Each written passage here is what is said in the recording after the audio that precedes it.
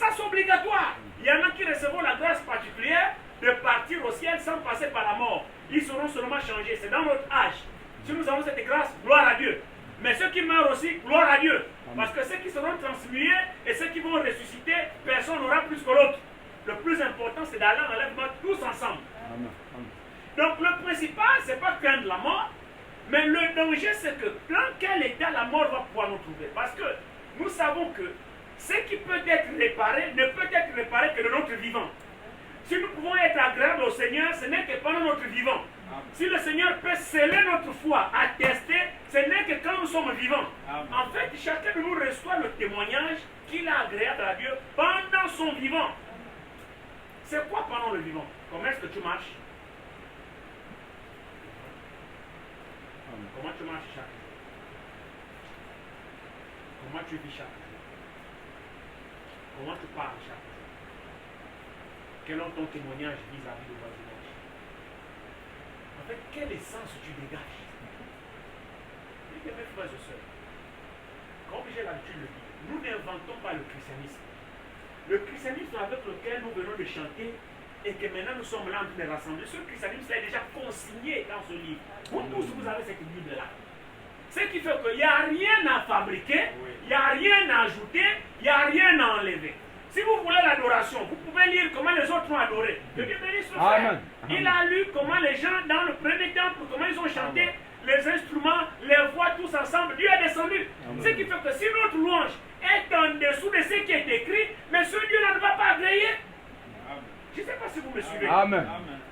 Comment il faut louer Dieu? La louange qui sert à Dieu, qui permet à Dieu de danser et de descendre, nous avons vu comment c'est écrit. Ils se sont tous accordés, les mêmes voix, les instruments, des mêmes cœurs, alors Dieu est descendu. Voilà la louange. Que quand nous voyons, quand cette écriture est lue, nous nous apprêtons à louer le Seigneur. Frère, n'inventons pas le christianisme. Nous sommes les gens les plus privilégiés. Ces gens-là des 2 Chroniques ne savaient pas comment il fallait louer Dieu. Ils n'avaient pas une écriture sur laquelle ils devaient s'inspirer. Je ne sais pas si vous me suivez. Ils ne pouvaient pas lire quelque part que pour louer Dieu, il faut faire comme ça. Non. C'était spontané qu'ils ont loué Dieu. Mais nous, aujourd'hui, tout est consigné par l'écrit. Ce qui fait que pour louer Dieu, vous devez avoir des dispositions comme les premiers ont fait. Pour prier aussi pareil. Alléluia. Quand tu es debout pour faire ta prière, n'est-ce pas tu as critiqué le voisin? N'est-ce pas tu es contre la voisine? N'est-ce pas tu as la rancune contre quelqu'un? Mais la Bible dit va d'abord te réconcilier. Vous savez, frère, le mystère que nous cherchons, les 7 sceaux, la constellation des 7 anges, toutes ces histoires-là, c'est zéro. Le vrai mystère, c'est la vie d'un pécheur transformé à la vie sainte de Dieu. Et cette vie-là, ce n'est pas des discours, c'est le vécu. C'est-à-dire, le chrétien doit avoir une essence. Le chrétien doit avoir un parfum. C'est triste aujourd'hui, frère, de voir que nos maisons de chrétiens, on n'attire même personne. Les chrétiens sont devenus des solitaires. Nous avons un christianisme à part. La maison d'un chrétien est devenue une maison d'un gongongon. Ah non, pardon. C'est-à-dire qu'on préfère dévier ta maison pour aller demander le sel en bas là-bas.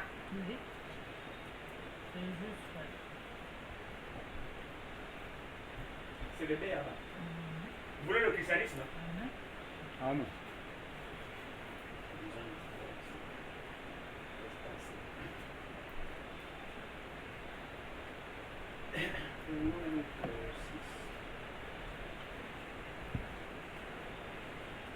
On peut rater le but sans le savoir, hein, frère et sœur. C'est pourquoi chacun de nous devra s'examiner pour voir si vraiment la volonté de Dieu s'accomplit dans sa vie. Prenons le ici. Vous pouvez lire le sermon sur la montagne aussi, la référence aussi dans Matthieu chapitre 6. Mais prenons le ici.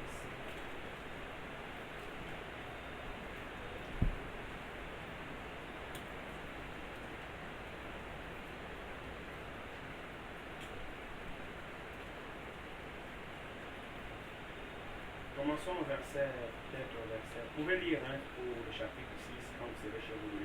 Commençons à partir du verset 27. Mais je vous dis à vous qui m'écoutez. Amen. Amen. Amen. Amen. C'est Jésus qui parle ici. Mais je vous dis à vous qui m'écoutez. C'est nous, non? Amen. Nous sommes en train de l'écouter ce matin. Amen. Est-ce qu'il nous parle? Amen. Donc là, il nous dit à nous qui l'écoutons. Amen. Actualisons ce verset-là. Amen. Il nous parle maintenant à nous ce matin qui sommes en train de l'écouter. Amen. Il dit, mais je vous dis à vous qui m'écoutez, aimez vos ennemis. Amen. Faites du bien à ceux qui vous haïssent. Amen. Je ne sais pas si l'église est avec moi. Amen.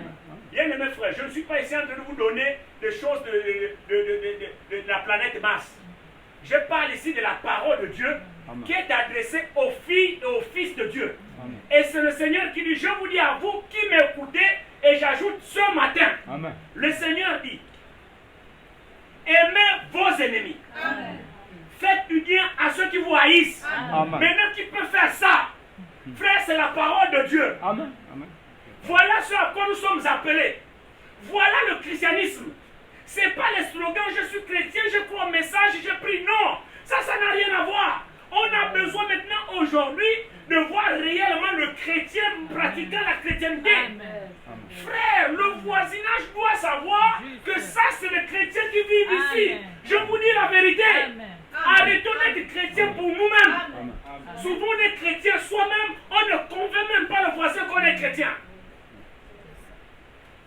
Notre christianisme est à revoir. Est-ce qu'on ne s'est pas amusé quelque part en s'autoproclamant chrétien? Un chrétien sans fruit, un chrétien sans témoignage, un chrétien sans vie, un chrétien sans attraction. Mais c'est quel christianisme que vous avez? Revoyons notre christianisme en réalité. C'est pas moi, c'est la Bible. Je suis responsable, comme dit Frère Branham, de dire ce que Dieu dit. Amen. Ah, il dit ici, il dit, mais je vous dis, à vous qui m'écoutez, aimez vos ennemis. Faites du bien à ceux qui vous haïssent. Amen. Amen. Verset 28. Bénissez ceux qui vous maudissent. Amen. Priez pour ceux qui vous maltraitent. Amen. Voilà le christianisme. Amen. Maintenant, qui fait ça? Quel chrétien dans cette salle? Je vois les mains levées. Nous sommes tous des chrétiens. Amen. Qui fait ça?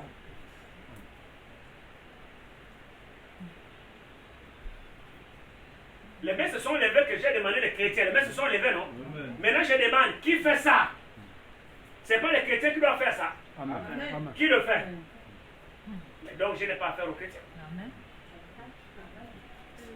Moi, j'ai demandé les chrétiens. Les mains se sont levées. Maintenant, je demande, qui fait ça? Aucune main n'est levée. Donc, il n'y a personne qui est chrétien ici. Ou bien, ce n'est pas les chrétiens qui doivent faire ça.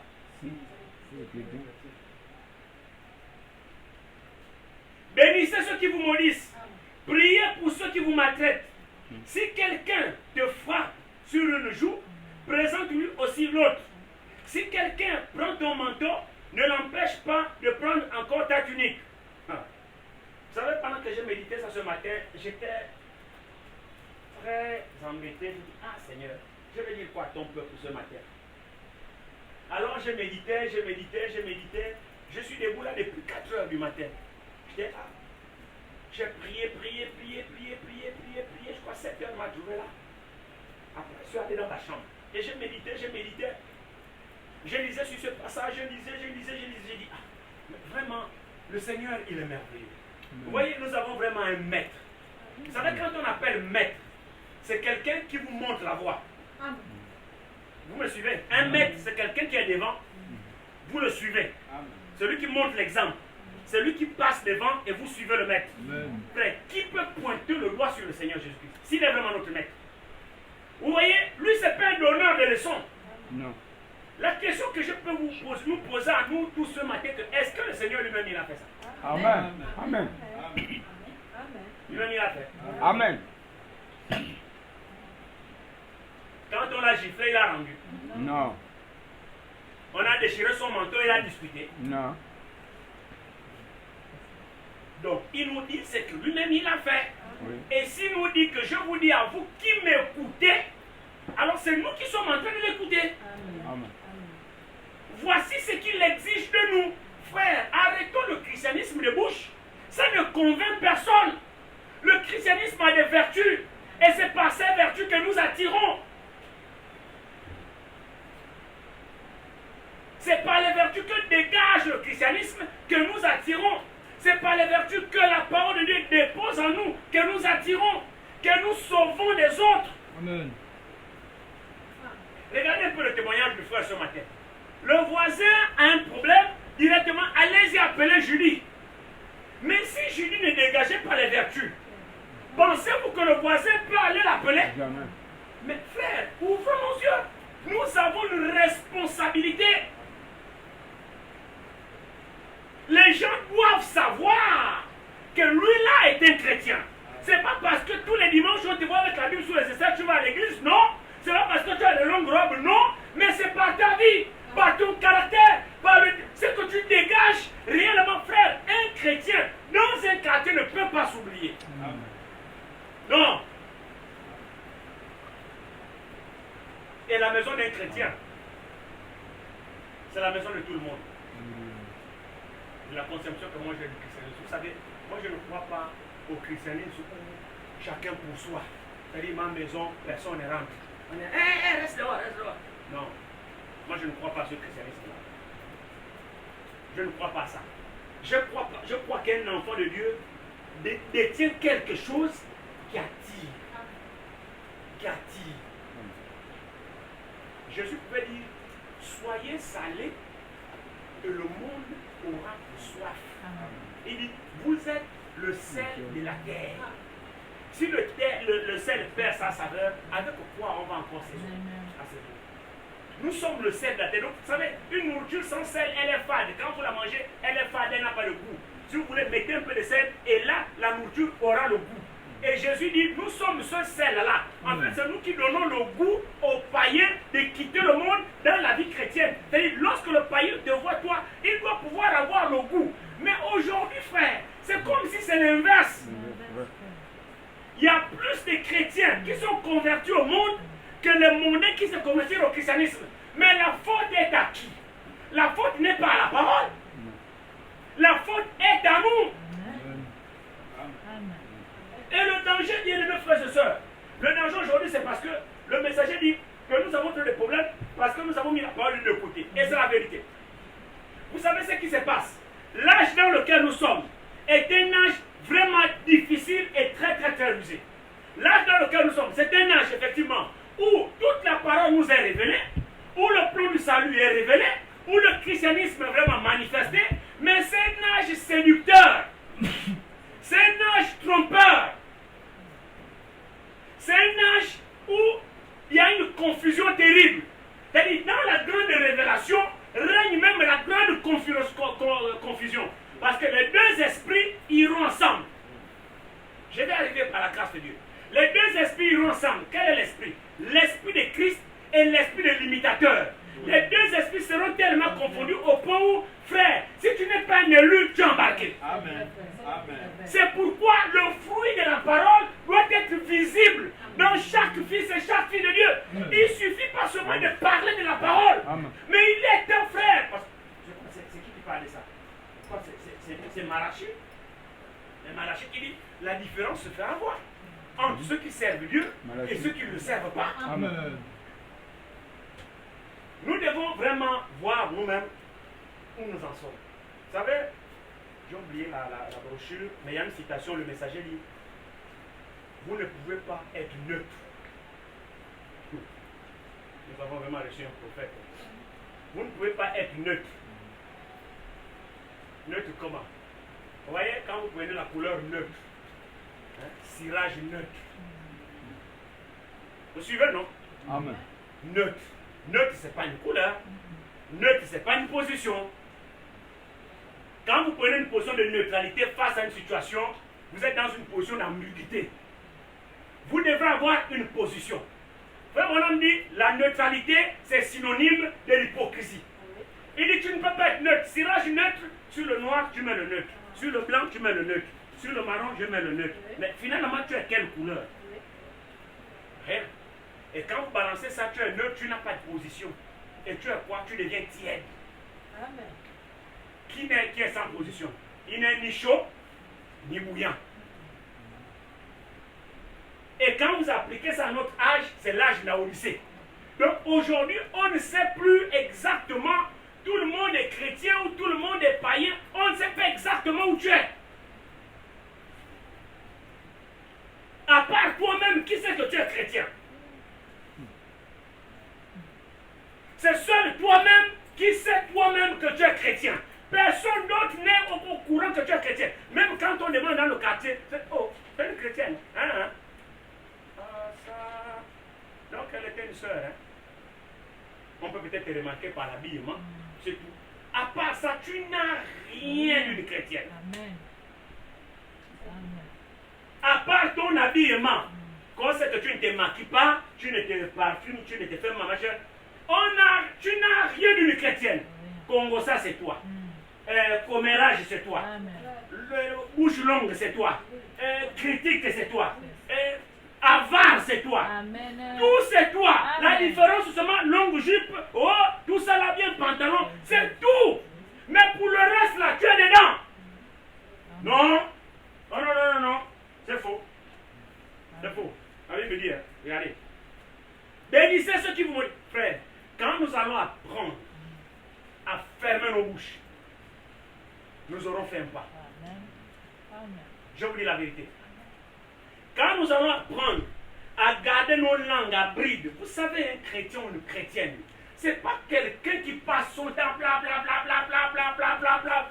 Je ne sais pas, quelle expérience vous avez? C'est absolument. La Bible dit, la bouche qui parle trop ne manque pas de péché. Amen. Amen.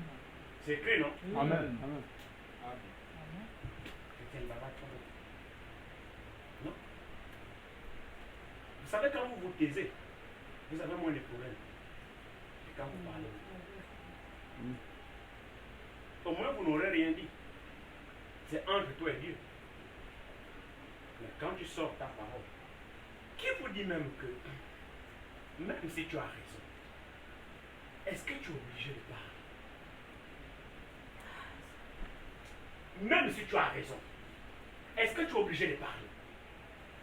Parce que, vous savez, à un moment donné, nous ne savons pas tellement parler que quand tu veux te défendre, dans ton argumentaire même, pourtant tu veux te défendre, mais dans ton argumentaire même, tu pêches.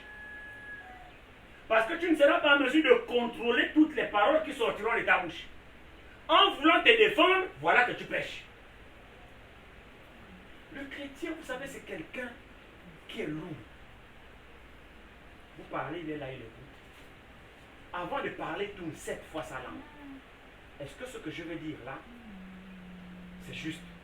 Parce que le problème est celui-ci.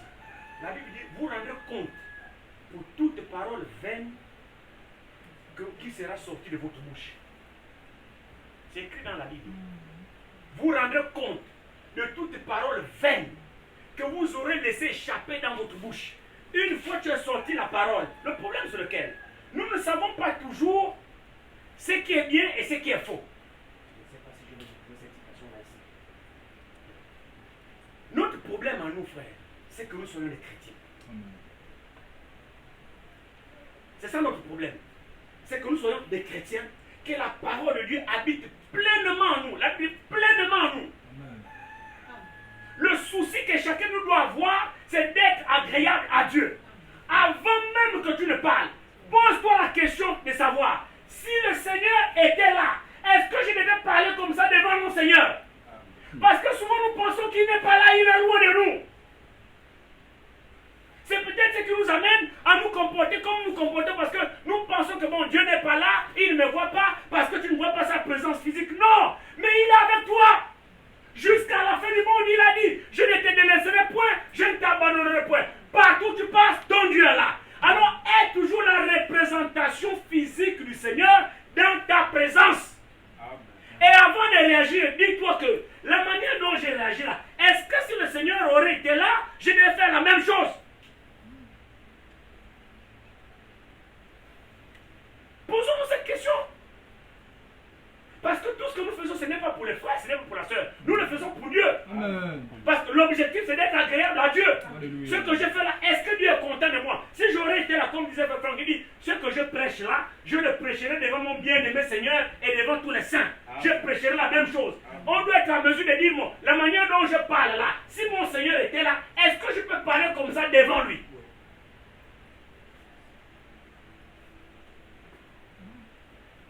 Voilà, c'est ça la vérité.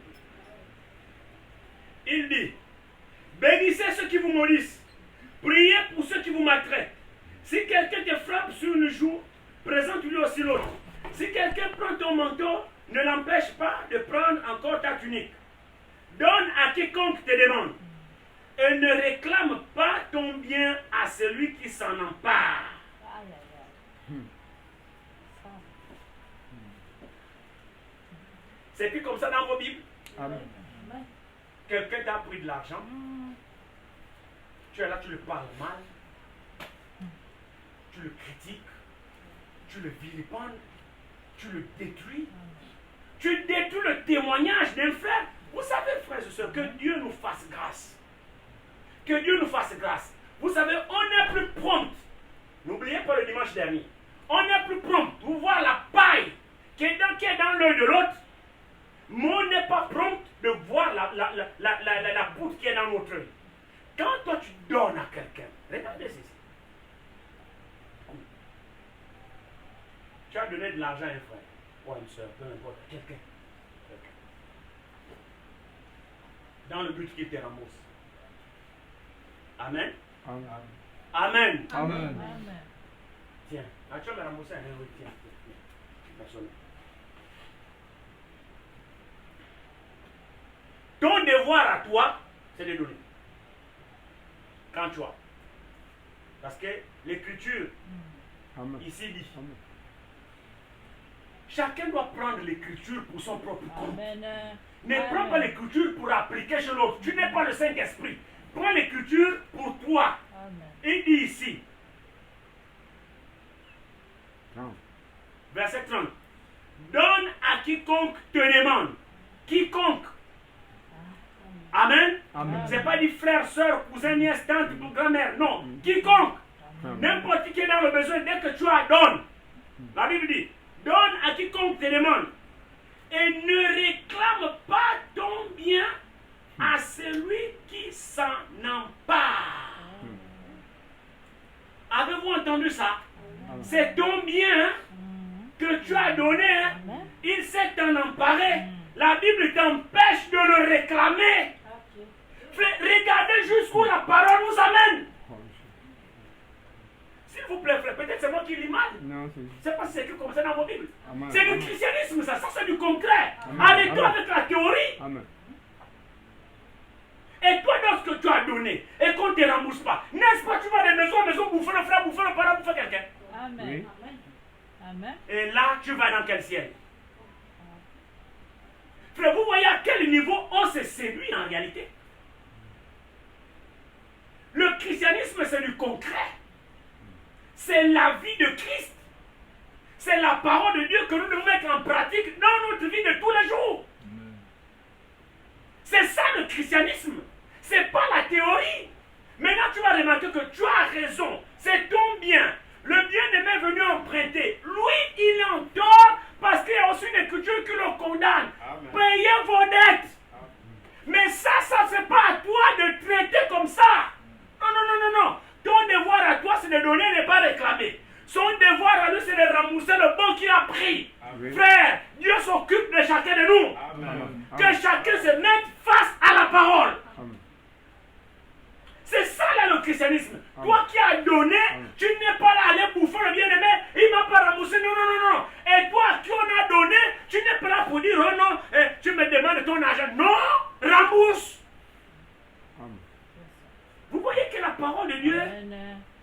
a un parfait équilibre. Amen. Amen. Quand nous l'appliquons, il n'y aura jamais de problème. Amen. Quand chacun de son côté s'attellera à vivre la parole dans sa vie de tous les jours, il n'y aura pas de problème. Même quand il y en aura, la parole trouvera une solution. Amen. Amen. Nous voulons résoudre les problèmes de nous-mêmes. nous ne laissons pas la place à la parole de travailler. Mais quand même, nous sommes chrétiens. Regardez comment on est loin du christianisme. Et quand nous vivons comme ça, frère, nous allons convertir qui? C'est-à-dire, les hommes même que nous invitons dans notre église, quand ces hommes-là viennent, prennent le baptême, observent notre propre vie, les hommes-là retournent.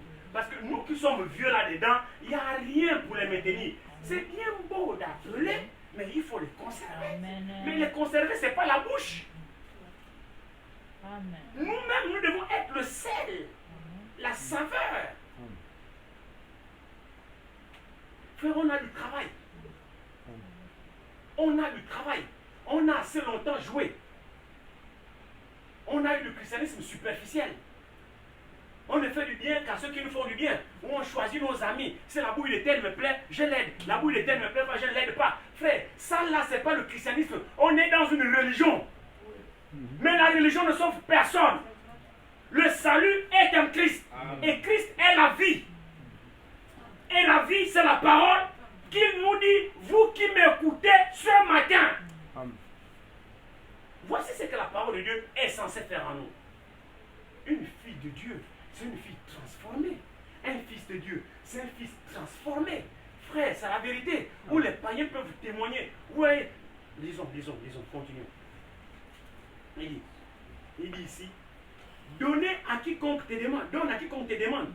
Et ne réclame pas ton bien à celui qui s'en empare. Arrêtez de faire ça. Sinon, repentez-vous, confessez, regrettez. Frère, arrangeons nos vies. Il est plus tard que nous le pensons. Il n'y a pas de petits péchés devant Dieu. Tout péché, c'est la transgression de la parole de Dieu. Faisons attention. Sinon, l'enlèvement passera sur nos têtes. Nous avons une fâcheuse manière de penser. On a catégorisé les péchés. Non, ça je n'ai pas fait. Ça je n'ai pas fait. Mais on est en plein dans le péché sans le savoir. Que Dieu nous aide. Que Dieu nous aide. Il dit. Maintenant, regardez ce que d'autres ont appelé la règle d'or. Le verset 31. C'est la règle d'or. Il dit. Ce que vous voulez que les hommes fassent pour vous, faites-le de même pour eux. Ça, c'est la règle d'or. Et c'est là où intervient toute la justice. Quand nous appliquerons ça, nous serons justes. Parce que ça, c'est la règle d'or.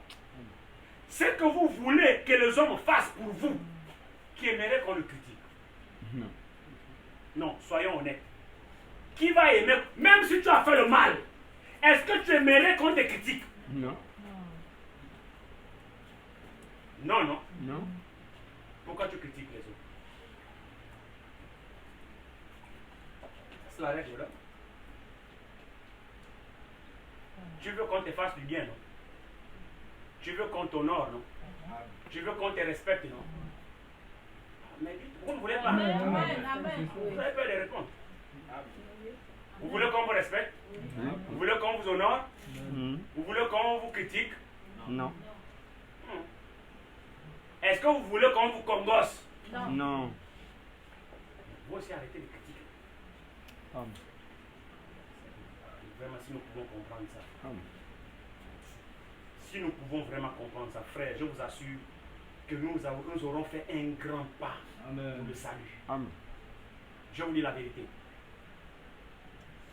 Si on peut comprendre ça, cette règle d'or, c'est la règle par excellence. Laissez-moi relire ça. Ce que vous voulez que les hommes fassent pour vous, faites-le de même pour eux. Oh, Dieu est parfait. Amen. Tu veux qu'on te fasse du bien? Tu veux qu'on rende mon témoignage de toi? Tu veux que quand tu arrives, on t'honore, on te respecte? Chacun de nous aimerait ça. Oui. Soyons honnêtes, chacun de nous aimerait ça. Amen. Tu aimerais qu'on parle du bien de toi. Quand tu arrives, on t'a parlé du bien. Hein, c'est ce qu'il a dit. Hein?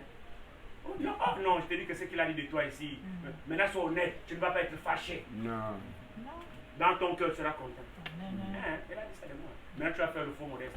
Oh, non, c'est pas grave. Non, c'est faux, tu es content. Tu es content. Maintenant, change l'inverse. On t'a ah non, c'est ce qu'on vient de te dire ici. Ah non, tu marches avec lui, écoute ce qu'il a dit de toi. Ne mentons pas contre la vérité. Quel sera l'état de ton cœur en ce moment? Ah bon, c'est ce qu'il a dit. Hein, frère, il a dit quoi? Il dit ah frère, toi, tu n'aimes pas la parole. Là où on a parlé, le frère n'était pas. Maintenant, je quitte là-bas. Je ne réprimande pas celui qui critique devant moi parce que mes oreilles sont loin d'entendre ça. On bouffe le frère devant moi. L'oreille a le goût. Maintenant, je quitte là-bas, je viens. Frère, tu as entendu ce que le frère a dit? Bon, vous-même là, c'est quel esprit? Le Saint-Esprit, c'est quel Saint-Esprit? Non. On est là-dedans. On va dans quel ciel là? On est séduit. Une grande séduction qui ne dit pas son nom. Vous voyez? Là, c'est pas tomber avec une femme. Hein. Mais on est tombé là. Là, c'est pas dévaliser une banque. Hein. Mais on est bien tombé là. Que Dieu nous accorde la grâce. On est tombé là parce que ça là, la frère, le Seigneur vient, tu restes. Tu restes. Le frère Anissé n'était pas là quand on a parlé. Quand je transporte ça chez le frère Anissé, le frère Anissé avait une pensée pure sur le frère Judy. Amen. Regardez ce que je joue là en ce moment. Le frère Judy parle, le frère Anissé n'est pas au courant. Or, le frère Anissé a des pensées pures vers le frère Judy. Maintenant, quand je pense que le frère Judy dit, je viens raconter au frère Anissé, ça va changer l'attitude que le frère Anissé a pour le frère Judy. Je sème quoi là? Je joue quel rôle? Après ça, frère, prions. Vous priez qui et quoi? J'ai déjà déposé une sémence. Et quand le frère va rencontrer le frère Julie, frère, il va jouer les hypocrites. Oh oui, que Dieu te bénisse. Non, c'est faux. Il a reçu une sémence dans son cœur. Le bénir, là, c'est plus le bénir. Frère, arrêtons de mentir. Amen. Il est important que nous lavons nos cœurs. Amen. Le christianisme, c'est autre chose. Si le frère Julie parle du frère, moi je n'étais pas là. Si le frère a répondu, qu'il reprenne le frère lui-même, seul à seul. Moi, je n'ai rien à voir là-dedans. Je n'ai rien à voir là-dedans. Regardez la vie que nous menons. Et quelle sémence nous partageons aux bien-aimés? Est-ce que nous partageons la parole ou nous partageons le poison? Est-ce que nous partageons la vie ou nous partageons la mort? Que chacun s'examine. Mais on dit on est chrétien. Vous êtes sûr qu'on est chrétien avec ça? Non. Ça c'est le christianisme, ça vous êtes sûr? Mais on est assis là-dedans, on pense qu'on va aller à l'enlèvement. Et celui que l'on brandit au ciel, c'est celui qui est tombé avec une femme ou celui qui est tombé avec une soeur. Et toi tu es assis là-dedans, ancré, noyé. Tu es aussi loin de Dieu que le pôle sud et le pôle nord. Parce que ce que tu sèmes, ce n'est pas la parole de Dieu. Vous savez, la médisance. La médisance. Quand on dit que quelqu'un est médisant, la médisance, c'est pas, ne consiste pas dans ce qui est faux. Hein. Non. La médisance consiste en quelque chose de vrai. C'est-à-dire ma fille ici, je ne sais pas, je l'ai trouvée, je ne sais pas moi, je ne sais plus. J'en sais rien moi. Elle prenait le pain du voisin, par exemple. Elle a volé le pain du voisin. Et le voisin l'a attrapé en train de voler son pain. C'est pas que c'est faux. Non. C'est une scène réelle. Ma fille volait le pain du voisin. Le voisin l'a kangé. Oh, volé ça! Kangé là, tiens, dedans. Et maintenant, moi, qui ai assisté à la scène, qu'est-ce que j'ai fait? Je prends ça. Suivez, hein? Je prends ça. La scène est réelle, je ne mens pas. Je prends cette scène-là, maintenant je parle à Dieu. Je dis, ma fille là, je te dis, attrapez-la, voler le pain du voisin. On l'a bien attrapé, ma fille, que tu vois l'église, bien attrapé, Tanguay, bien en train de voler le pain du voisin. Bon, est-ce que ce que j'ai dit au frère est faux? Non. Vous suivez? C'est ça la médisance. Oui. Le témoignage que je rends est basée sur un fait réel, elle ne pourra pas le nier. Maintenant, elle va apprendre que moi, son papa, je suis parti dire ce qu'elle a fait. Elle va me dire, pourquoi toi tu es parti dire ce que j'ai fait? Maintenant, moi, je me défends. Est-ce que c'est faux? Tu n'as pas fait ça. Tu n'as pas volé le pain. Tu m'accuses de quoi? Est-ce que je mens? Toi, tu n'as pas volé. Moi, je n'étais pas là quand on t'a attrapé. Vous voyez, je me défends. Ce que je dis est vrai, mais quelle est l'écriture qui m'autorise d'aller rendre ce témoignage? C'est ça la médisance. La médisance, c'est rapporter un fait réel sur quelqu'un dans le but de le détruire. Oui. La personne ne ment pas. La personne rapporte quelque chose de vrai sur une personne, mais à quelle fin? Quand je prends ça, je n'ai pas à dire son frère. C'est quel bien je cherche à ma fille. Est-ce que c'est digne de rapporter ça? Non, non. Tout ce qu'elle a fait de bien, là, je n'ai pas trouvé à rapporter. C'est seulement ça.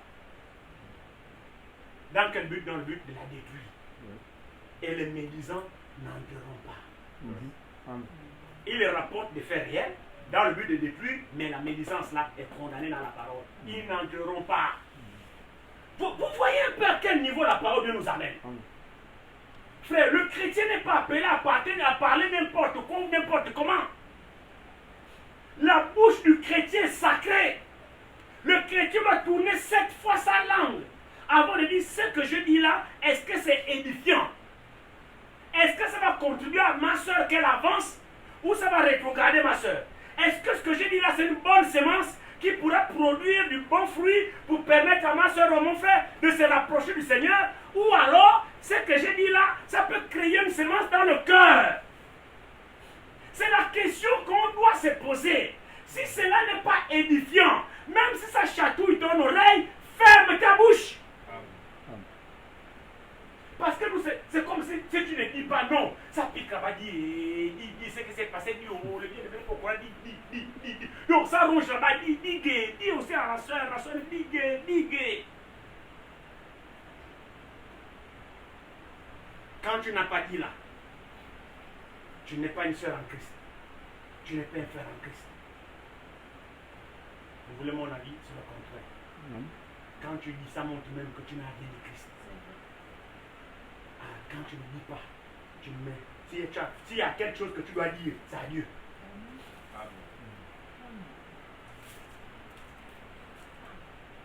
Nous parlons trop. C'est pas du christianisme. Je ne sais pas où est-ce qu'on est parti ramasser ce christianisme-là, frère. Si vous circulez les églises là, je vous dis, vous savez ce rassemblement. J'ai béni le Seigneur que notre soeur, j'encourage à d'autres aussi. Allez-y demander au Seigneur si ce rassemblement là vient de Dieu. Allez-y demander. Allez-y demander. Mais je ne fais pas un rassemblement de plus. Frère, il faut réellement que la crainte de Dieu s'empare de nous. Amen. Il faut réellement, frères et sœurs, que la vie du Seigneur circule dans nos veines. Il faut réellement, frère, que le Seigneur soit content de nous et qu'il fasse de nous un peuple qui est acquis à sa cause. Il faut, frère, que les vertus de Dieu se manifestent parmi nous. Amen. Mais c'est la vérité, frères et sœurs. C'est la vérité. Quand Paul s'est rendu chez Apollos, il était un homme de 19, les conditions étaient remplies. Quand Paul les a baptisés, a prié pour eux, le Saint-Esprit est descendu. Qui vous a dit que Dieu les regarde le nombre? Dieu n'a pas besoin du nombre. Ce sont les dispositions des cœurs. Frères et sœurs, l'église, ce n'est pas le nombre. L'église, c'est des croyants. Des gens qui sont abandonnés au Seigneur. Et le Seigneur veut agir à partir d'un plus petit peuple pour embraser toute la population. Amen. Mais il faut que le peuple soit disposé à le recevoir. Amen. Il faut que ça change. Amen. Il faut que la parole trouve la place dans le cœur. Il faut que l'on soit différent. Amen. Même si vous croisez les gens qui critiquent, frère, soyez différents. Amen. Fermez la bouche à ces gens-là. Dites-leur, garde ça pour toi. Amen. Si on ne te raconte pas le Congo, ça qu'il y a eu là-bas, tu ne vivras plus. Au contraire, vous préservez votre esprit. Amen. Vous préservez votre âme. Amen. De la souillure. Oh oui, votre âme est gardée pure. Vous n'êtes au courant de rien. Et il n'y a rien de tel. Plus vous écoutez ce qui est faux, plus votre esprit est souillé. Il faut vraiment une grande dose de prière, de consécration, pour que cette souillure spirituelle parte. Et je vous dis, la souillure la plus difficile à être délivrée, c'est la souillure spirituelle. Le péché de l'esprit, c'est le plus dur. Parce que cette ça te torture dans le mental. Amen. Vous qui recevez n'importe quoi, ça reste là-bas. Même quand on dit qu'il faut oublier, frère, c'est pas facile. C'est là-bas. Le diable, ce sont tes rangs favoris. Hein. L'esprit. C'est là-bas. Oh, il a fait. Ah, Satan, arrière de moi, Satan. Tu es là. Ça revient plus. Oh, il a fait. Arrière de moi, Satan. Tu vas souffrir avant que ça ne quitte. Alors, pour éviter cette torture-là, n'écoutez pas. Écoute seulement la parole. Amen. Amen. C'est pourquoi le Seigneur nous demande de circoncire nos oreilles, n'écoutez, ne prêtez attention qu'à la parole. Alléluia. Là où il y a le Congo, ça, ne vous arrêtez pas, vous gagnez quoi là-dedans?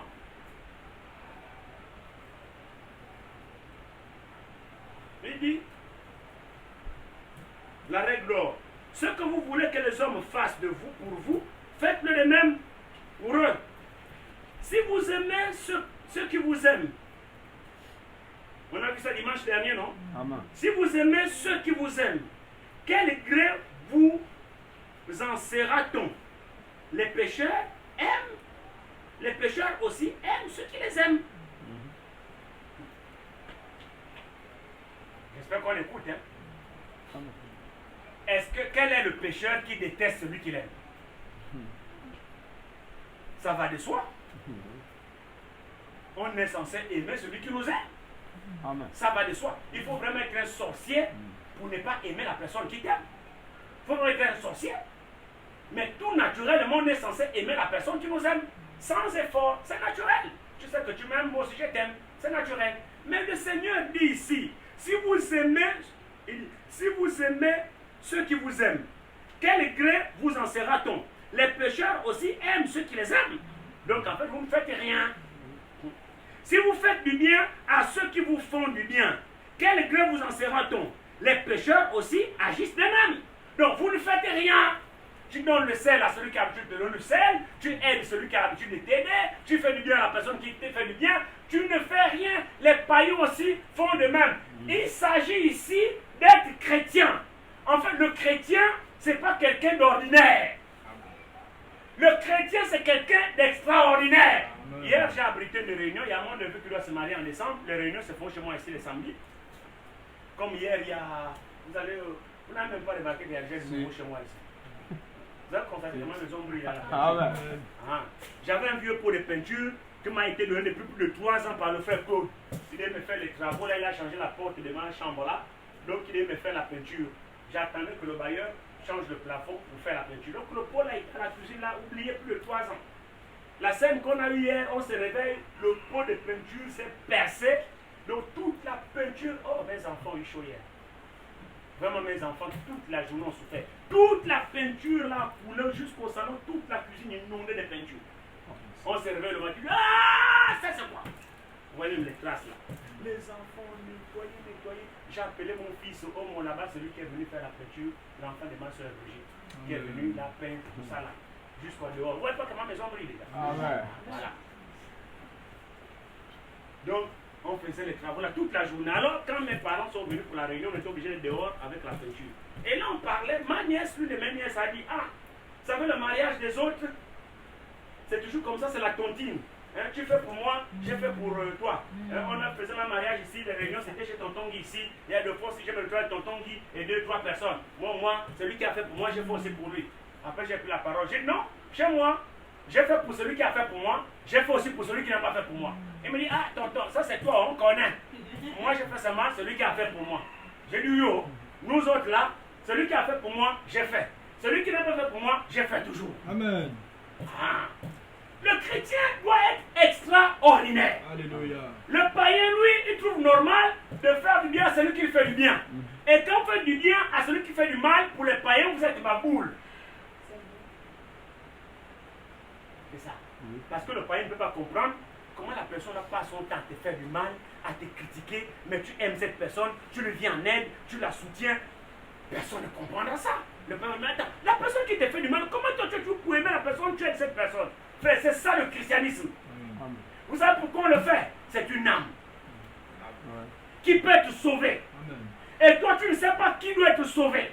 Dieu seul sait. Mais par ta vie, tu peux l'amener à Christ. Amen. Amen. Amen. Amen. Amen. Et il y a un grand prix. Vous savez, Je ne sais pas si le Seigneur permettra qu'on enseigne sur ça, l'enseignement de talent et des récompenses. Vous savez que nous aurons des récompenses au ciel. Il y a la différence qu'il y a entre le salut et les récompenses. Le salut, c'est ce que nous tous nous aurons. On aura le salut. C'est-à-dire on est sauvé, on va au ciel. Hein? Mais hormis le salut là, il y a des récompenses. Les gens qui auront beaucoup travaillé, Dieu leur donnera en plus du salut des cadeaux au ciel. Donc vous allez vous étonner qu'il y a une seule qui a plus de biens au ciel que toi. Depuis que tu as cru, tu as amené combien de pécheurs au Seigneur? Cela sera comptabilisé. On a donné 5 talents à l'autre. Il a pris 5, il est allé gagner 5 autres, ça a eu 10. Ah Seigneur, tu m'as donné 5, non oui. Voici j'ai gagné encore 5 autres. Ah oui, viens, entre dans l'argent de ton maître. Bon et fidèle serviteur. Seigneur, tu m'as donné 2, non oui, j'ai gagné encore 2 autres. Ah non, c'est bien, fidèle serviteur. Rentre dans l'argent de ton maître. Seigneur, oui, tu m'as donné 1, non oui, je t'ai donné 1. Ah, moi ça veut que tu es dur. Hein?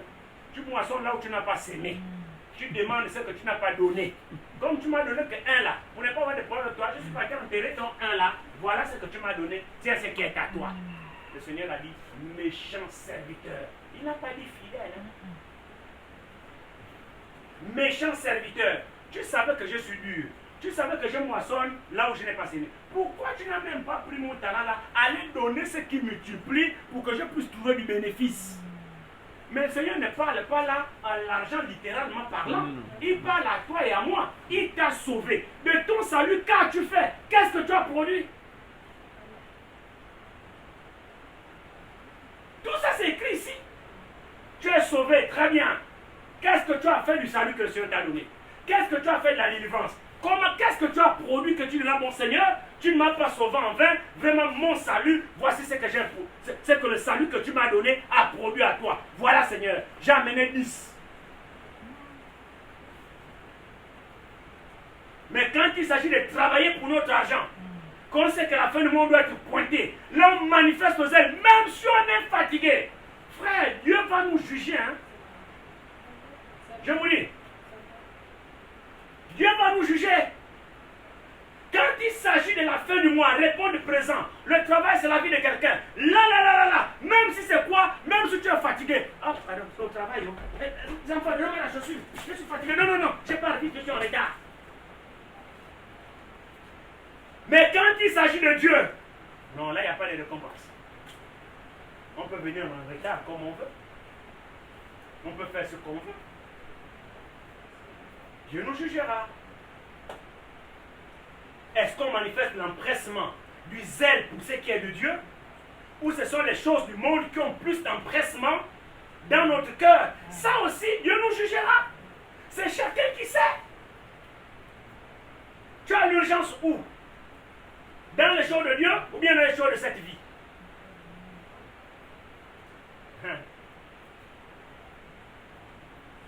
On a du chemin à faire. Hein? Il dit, si vous faites du bien, verset 33, si vous faites du bien à ceux qui vous font du bien, quel gré vous en saura-t-on? Les pécheurs aussi agissent de même. Et si vous prêtez à ceux qui vous... Et si vous prêtez à ceux de qui vous espérez recevoir, à ça, quel gré vous en sera-t-on? Les pécheurs aussi prêtent aux pécheurs afin de recevoir la pareille. Vous suivez? Amen. Un pauvre vient. Ah, vraiment. Je suis accablé là, c'est pas si tu peux me prêter 20 000. Je vais te rendre quand j'aurai. Je regarde. Tu travailles? Non. Maintenant je vais te prêter, tu vas me rembourser comment tu ne travailles pas. Ah mon frère, quand je trouverai, je vais te rendre.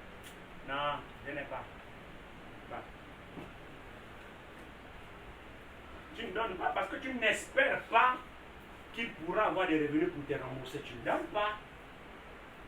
Mais quand un travailleur vient te demander 20 000, non, d'emblée, tu sais qu'il travaille. Ah tiens, oh non, à la fin du mois, hein. Okay. Le Seigneur dit, les pécheurs aussi prêtent aux pécheurs afin de recevoir la pareille. Mais la Bible dit dans le Proverbe, celui qui prête aux pauvres, hein, Celui qui donne aux pauvres, c'est ça. Amen. Celui qui donne aux pauvres prête à Dieu. Amen. Amen. Vous suivez ça? Amen. Celui qui donne aux pauvres, c'est un pauvre. Un pauvre, c'est qui? C'est un démuni qui n'a rien. C'est-à-dire, celui qui donne aux pauvres prête à Dieu. Frère, il se trouve que Dieu n'a pas de dette. Amen. Dieu ne doit rien à personne. Si tu lui as prêté, frère, Dieu va te rendre. Amen. Donc vous voyez que c'est une joie de donner aux pauvres. Pour un croyant, quand il donne aux pauvres, il sait que c'est Dieu qui l'a donné. C'est un investissement pour lui. Dieu le lui rendra. Tu le donnes pour Dieu. Tu ne donnes pas pour l'homme en espérant que l'homme te rende. Non.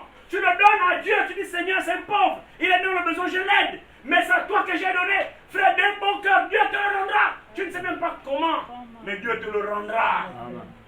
Les bonnes actions que frère, Dieu n'est pas ingrat. Quand vous posez un acte pour Dieu, laissez ça dans les mains de Dieu. Dieu s'en occupera au moment même où tu ne t'y attends pas. C'est ça le christianisme. Amen. Il dit ici, mais aimez vos ennemis. Faites du bien et prêtez sans rien espérer. Verset 34, il dit, et si vous prêtez à ceux de qui vous espérez recevoir, quel gré vous en saura-t-on? Les pécheurs aussi prêtent aux pécheurs afin de recevoir la pareille. Mais aimez vos ennemis, faites du bien et prêtez sans rien espérer. Et votre récompense sera grande. Et vous serez fils du Très-Haut. Car il est bon pour les ingrats et pour les méchants.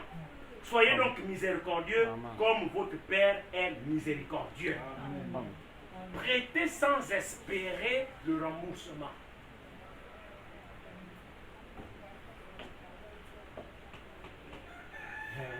L'argent. L'argent.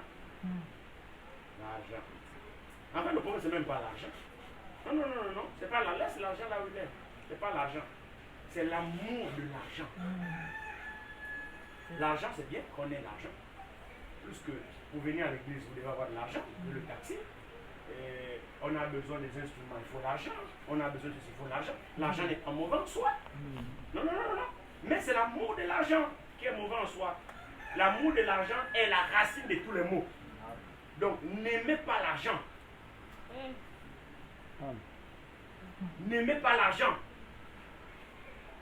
C'est l'amour de l'argent qui est la racine de tous les maux. Ce n'est pas l'argent seul. Non, non, non, non, non. L'argent seul, quand tu es délivré, vous savez, votre argent, si vous en avez, si cet argent-là ne sert pas à la gloire de Dieu, cet argent est une malédiction pour vous. Qui a déjà lu cette citation? Je vous donnerai la citation, ne vous inquiétez pas. Dimanche prochain, rappelez-moi. Ma femme, rappelle-moi, je vais noter la citation, je vous donnerai ça. Frère Branham dit, pour ceux qui ont l'argent, si cet argent-là ne sert pas à la gloire de Dieu, cet argent est une malédiction pour vous.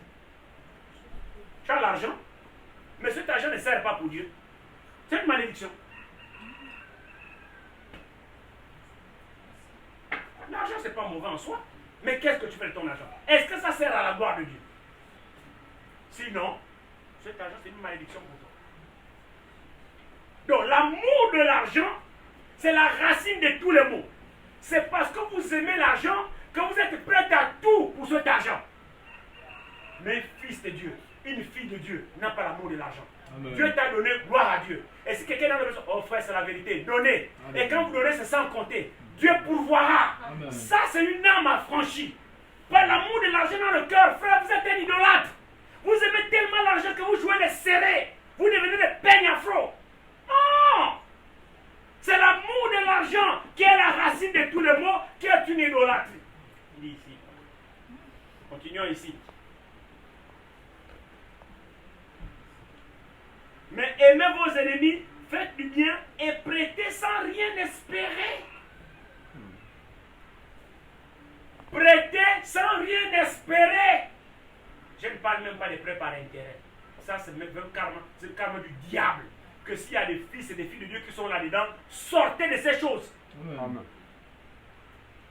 Ne prêtez jamais l'argent par intérêt. C'est de l'escroquerie. Ne faites jamais ces choses. Si vous donnez une somme à un bien-aimé il vous donne la même somme que vous lui avez donnée. Amen. Amen. N'exigez pas plus. Amen. Nous ne sommes pas des banques qui exigent des intérêts.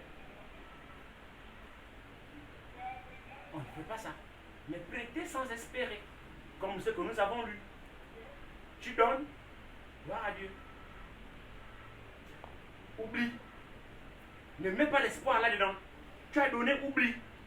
Ça, c'est ta part des Écritures. Tu as donné, oublie.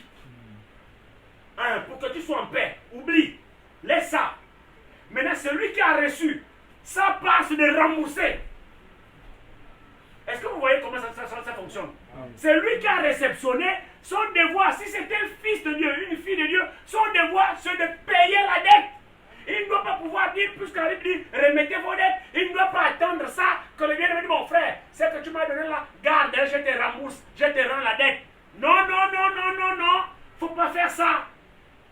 Quand tu as pris, c'est dans le but de rembourser à ton bien-aimé. Alors rembourse. Amen. Amen. Tu ne rembourses pas, tu es un voleur, tu es un escroc. La parole de Dieu est juste. Amen. Amen. Mais ce n'est pas celui qui a donné l'argent qui traite celui qui l'a prêté d'escroc de voleur. Je veux que nous soyons en équilibre, frère. Amen. Laissez Dieu être le juge. Le Saint-Esprit fait son travail dans chaque cœur d'un enfant de Dieu. Si j'ai reçu l'argent des frères, le Saint-Esprit dit rembourse la dette. Rembourse la dette. Amen. Rembourse la dette. C'est le travail du Saint-Esprit qui me convainc. Amen. Toi, le Saint-Esprit fait l'inverse chez toi. Oublie ça. Oublie ça. Oublie ça. Oublie ça. Maintenant, moi, chez moi, il fait le contraire. Rembourse. Rembourse. Rembourse. Amen. Amen. C'est comme ça qu'il nous maintient en équilibre. Amen. Amen. Amen. C'est fait que toi qui as donné, tu ne fais pas pression, tu oublies. Moi qui ai reçu, il me torture de rembourser. Jusqu'à ce que je vienne, sans que tu me demandes. Ah bien, le frère ici. Mon frère, t'as 200 000 là. Je t'ai rappelé le frère. Ah oui, oui, non, vraiment, pardonne-moi, c'était un peu dur, hein. Mais je t'avais pas oublié. Voici tes 200 000 frère. Et là, le Saint-Esprit te libère.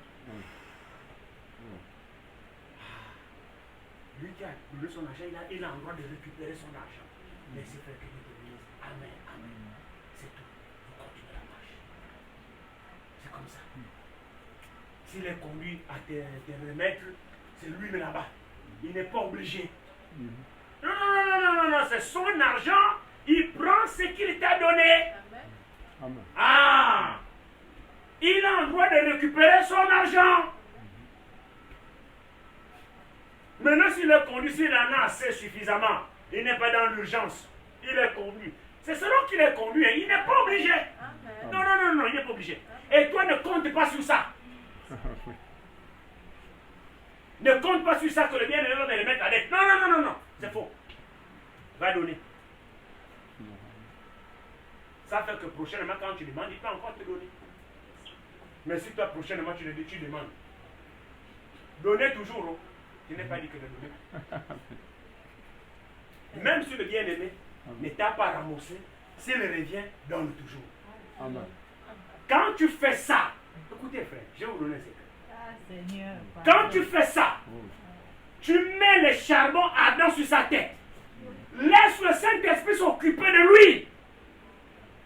Il va manger ton argent. Il mange ton argent. Il mange ton argent. Ah, pardonne-moi, bien-aimé, vraiment, je suis encore accablé. Il a oublié qu'il t'a déjà mangé 100 000. Il vient encore demander, tu en as, donne, oh, donne. Donne. Si tu as, donne. Ne dis pas que, oh non, je t'avais donné, tu ne m'as pas encore payé, je ne te donne plus. Non. Non. Non. À moins que tu n'aies pas. Frère, l'Écriture dit, hein, ne vous lassez pas de faire du bien. Ou bien, c'est pas écrit. Amen. C'est dur, hein? Ça, c'est dur. Amen. Amen. Je suis responsable de prêcher la parole. Amen. Les conséquences, ce n'est pas mon problème. Mon problème, c'est de dire la parole. Amen. Ne vous lassez pas de faire du bien. Donc, en d'autres termes, ne te fatigue pas de rendre service. Quand tu peux, c'est pas quand tu ne peux pas. Et Dieu sait aussi que tu n'as pas. Mais Dieu sait que tu as et tu ne peux pas donner. Ça aussi, frère, il s'agit d'être honnête avec Dieu. C'est ça le problème. C'est pas, notre problème n'est pas avec les hommes. Notre problème, c'est d'être trouvé agréable à Dieu. Amen. Et laissons Dieu lui-même s'occuper de nous. Quand toi tu dis bien aimé, ah, bien aimé, là je n'ai pas. Mais Dieu sait que tu as, tu mens. Tu ne veux pas donner. Maintenant, comment tu vas faire? Parce que je sais une chose. Quand tu dis non, tu n'as pas, alors que tu as, tu ne veux pas donner, tu mens. La fidélité de Saint-Esprit fera qu'il t'interpelle après quand tu seras seul. Il te dit que tu as menti. Et si tu es un fils de Dieu, tu devras rappeler le bien-aimé pour confesser ça. Ne jouons pas avec le christianisme. Amen. Amen. Ne jouons pas avec le christianisme. Nous voulons aller au ciel. Amen. Ce n'est pas des jeux que nous faisons.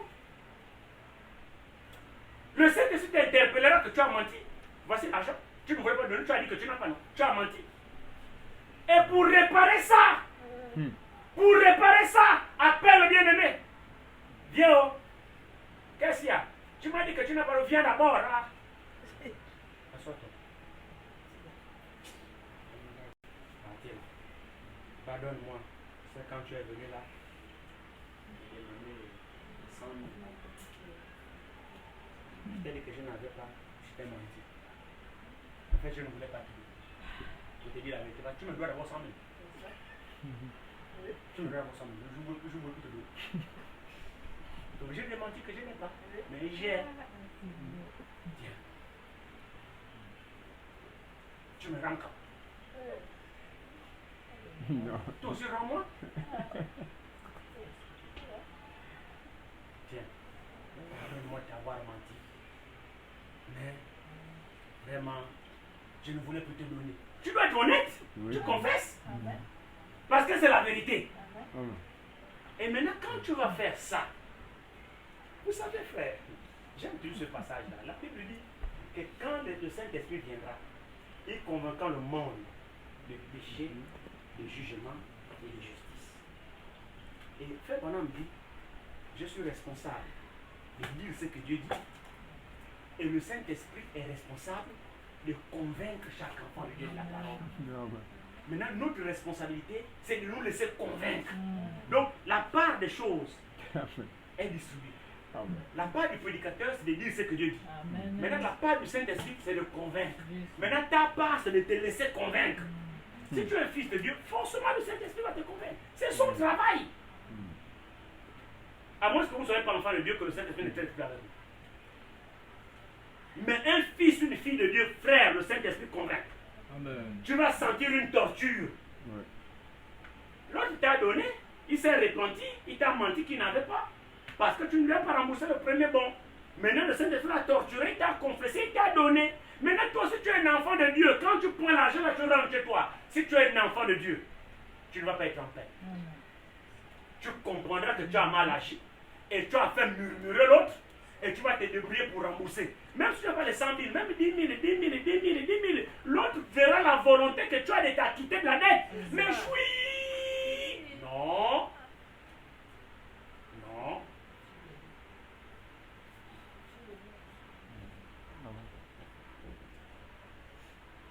C'est pas si l'église est là. Amen. Il s'agit pour nous d'être en parfait accord avec le Seigneur. Vous savez, frère, la parole de Dieu est équilibrée. Amen. La Bible condamne la médisance. C'est vrai, non? Amen. Mais nous devons aussi tout faire pour ne pas donner l'occasion à l'autre de te médire. C'est ça. Ton comportement aussi amène les autres à murmurer. La Bible condamne les murmures, c'est vrai. Mais toi aussi ne sois pas de pierre d'achoppement pour les autres. Tu es toujours là dans le boucan. Et maintenant quand les autres vont être faibles, emportés par les murmures, tu vas dire, ouais, murmurer. Tu prends seulement l'écriture des murmures. Non, tu te focalises seulement sur une seule écriture. Ne murmurez pas, ne médisez pas, tout ça, tout ça. Mais ce qui fait en sorte que les gens murmurent là, ça aussi tu ne vois pas ça. Je ne sais pas si vous me suivez. Amen. Amen.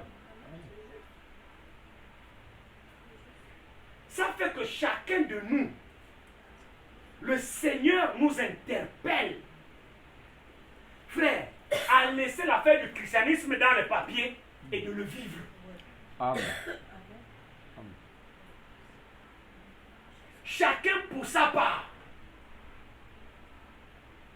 Que ce soit à l'école, on doit savoir que la fille c'est une chrétienne. Mais oui, même le voisin avec qui tu partages le banc là à l'école doit savoir que cette là c'est une chrétienne. Amen. Quand on fait les pompes, la triche là, tu n'es pas dedans. Même quand on te veut, tu dis non, ne me fais pas ça, moi je ne suis pas là-dedans. C'est ton voisin, tu fais ton devoir, lui fait son devoir. Toi, sois honnête avec Dieu. Ne participe pas à la triche ou à la magouille.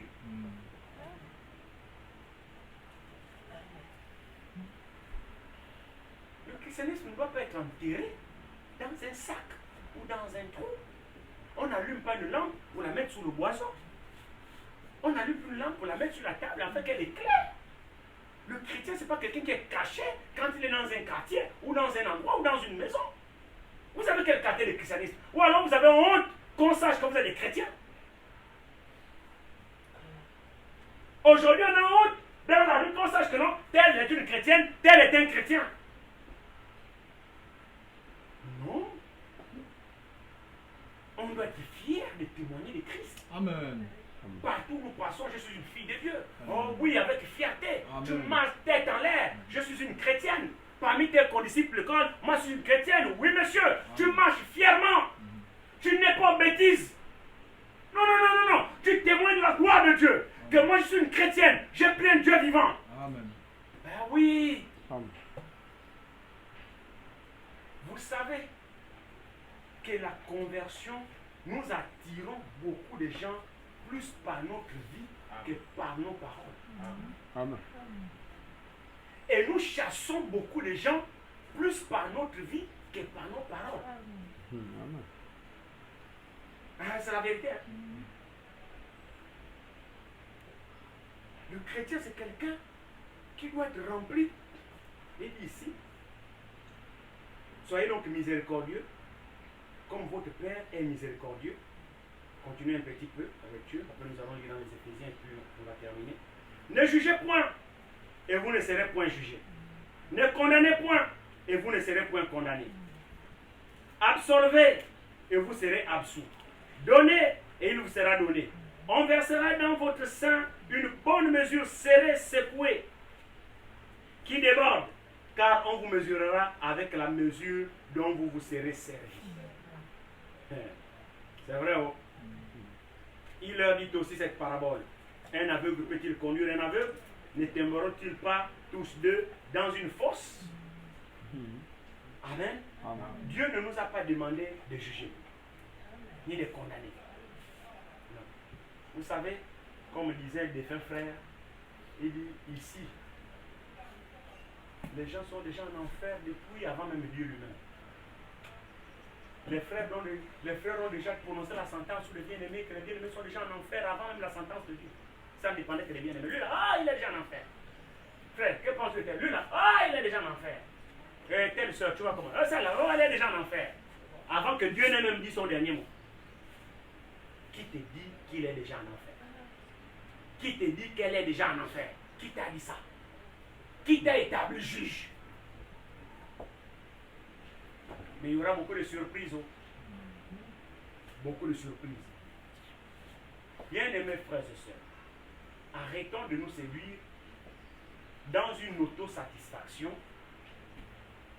pour nous convaincre que nous sommes des chrétiens, alors que nous-mêmes nous savons que notre comportement ne reflète pas la chrétienté. Ce n'est pas le fait que nous rassemblons qui prouve que nous sommes sauvés. Non. Moi je crois qu'il est temps réellement que chacun de nous ait des vertus de Christ. C'est-à-dire que quand tu te rends chez un frère, tu sens que le frère a grandi. Tu te rends chez une soeur, tu sens que la soeur a grandi. C'est vrai. À un moment donné, posons-nous aussi des questions. Nous sommes censés attirer. Vous voyez, un chrétien comme un arbre verdoyant. Vous voyez, un grand arbre là, bourré de feuillage, et les oiseaux du ciel viennent sur ce arbre-là. Cela symbolise la communion fraternelle. Parce que sur l'arbre, il y a le feuillage, il fait beau, ça protège du soleil, ça crée une ombre. Donc la communion fraternelle. Et les oiseaux trouvent refuge, la collaboration, la communion autour de cet arbre. C'est ça la symbolique du chrétien. Mais un chrétien qui devient sec, tu n'attires pas. Il n'y a pas de communion autour de toi. Pose-toi un peu toi-même la question. Pourquoi est-ce qu'on te fuit? Est-ce que nous sommes capables de faire notre autocritique soi-même? Soyons d'abord nos premiers juges nous-mêmes. C'est vrai, frère. La Bible dit, examinez vous-même d'abord pour voir si vous êtes vraiment dans la foi. Est-ce que toi-même, par ton propre comportement, ta vie, est-ce que tu attires ou tu repousses? Tu dois être à mesure de faire ton autocritique. Le chrétien se remet en cause. Et le rôle du Saint-Esprit, c'est celui-là. Il t'interpelle. Mais comment nous ne sommes pas capables de nous remettre en cause? Frère, la Bible dit, voici qu'il est doux et agréable. C'est écrit. Somme quoi? 105 ou 150, je ne sais plus. Voici qu'il est doux et agréable pour des frères de demeurer ensemble. Est-ce que nous voyons la profondeur de ce verset? Oh, voici qu'il est doux et agréable. Amen. Retrouvons un peu ça. Somme quoi? 133? Non. Prenons un peu le psaume 133, je pense que ça devrait être là.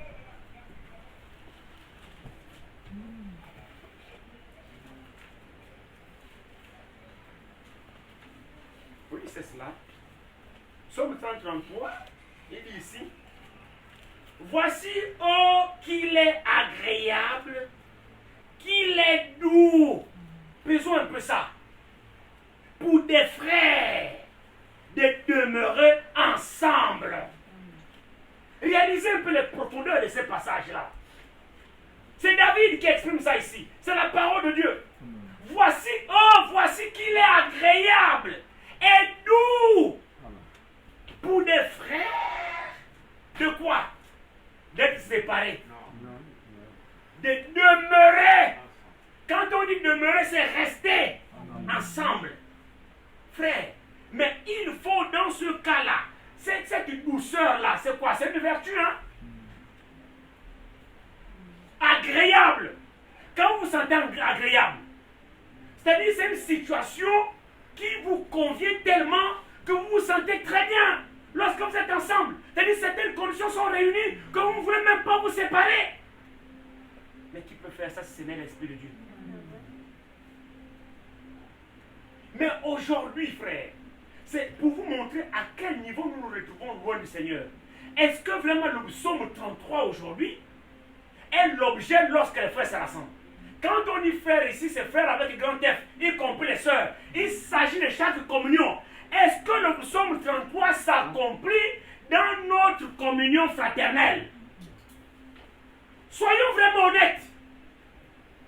Les trois quarts de nos communions fraternelles aujourd'hui, est-ce que le psaume 33 est l'objet?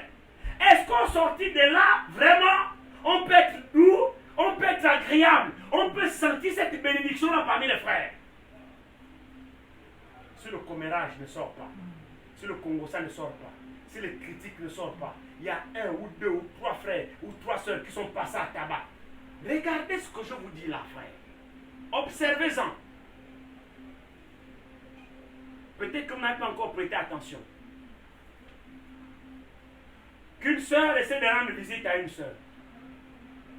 Essayez de vous retrouver à une occasion quelque part. Ou que ce soit les frères. Du début de votre rencontre jusqu'à ce que vous vous séparez. Observez l'objet de vos conversations. Observez les sujets. Observez l'atmosphère. Observez la fin. Pouvez-vous me dire que Dieu a été avec vous du début de votre rencontre jusqu'à la fin de votre communion? Soyons honnêtes. Psaume 33. nous disent 133. Est-ce que nos communions fraternelles, Psaume 133, s'accomplissent?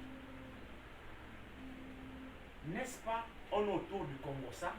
N'est-ce pas, on est autour d'un événement qui est devenu à la une? N'est-ce pas, on est autour de telle église? N'est-ce pas, on est autour de tel événement qui s'est passé dans tel... Frère, on s'en fout de ce qui s'est passé dans telle église ou telle église. Ça, ce n'est pas l'objet de notre communion fraternelle. Amen. On s'en fout de ce qu'un frère ou une soeur aurait fait. Ce n'est pas l'objet de mon déplacement ou de ton déplacement chez moi. Amen. Frère, réveillons-nous. Nous parlons du départ imminent, de la préparation de l'épouse. Nous sommes en train de nous préparer, frère. Il se trouve que ces choses-là, nous sommes encore liés dans cette mesquinerie-là. Et nous sommes séduits que nous partions à l'enlèvement alors que nous sommes loin de l'enlèvement, frère, sans que nous le sachions. Est-ce que Psaume 133 s'accomplit lors de chacune de nos communions fraternelles, frères comme sœurs? On peut dire à la fin qu'il a été agréable et doux. Il n'y a pas eu une victime. On n'est pas passé en revue l'actualité qu'il y a eu dans telle église, l'église voisine. Mais est-ce que c'est l'objet? En quoi cela nous peut nous intéresser? Vous voyez, frère, notre vie où nous devons être. Si ce n'est pas pour contribuer à la gloire de Dieu, notre communion ne sert à rien. Finalement, c'est des démons que nous nous contaminons les uns les autres. À la fin de chaque communion fraternelle, tu m'as transmis tes démons, je t'ai transmis aussi les miens. Il n'y a eu aucune bénédiction. Regardez ici.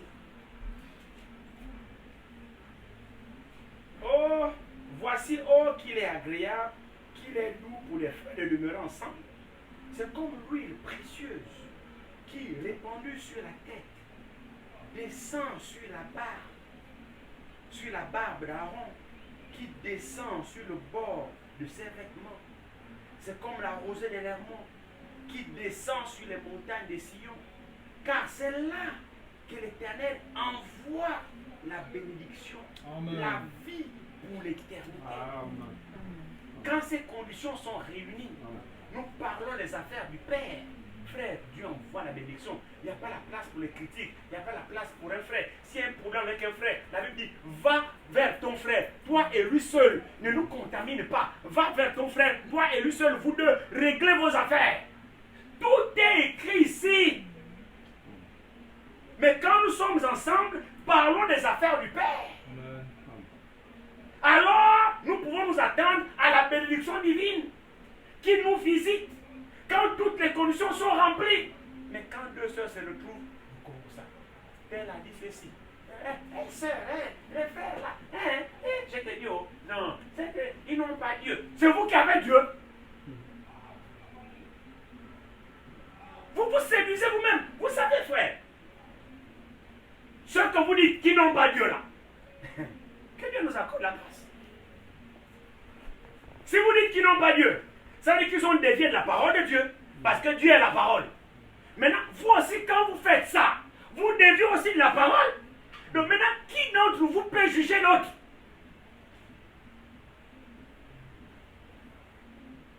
Comme le messager qui pouvait dire, mais la marmite ne peut pas dire à la casserole qu'elle est sale, parce que toutes les deux partent au feu.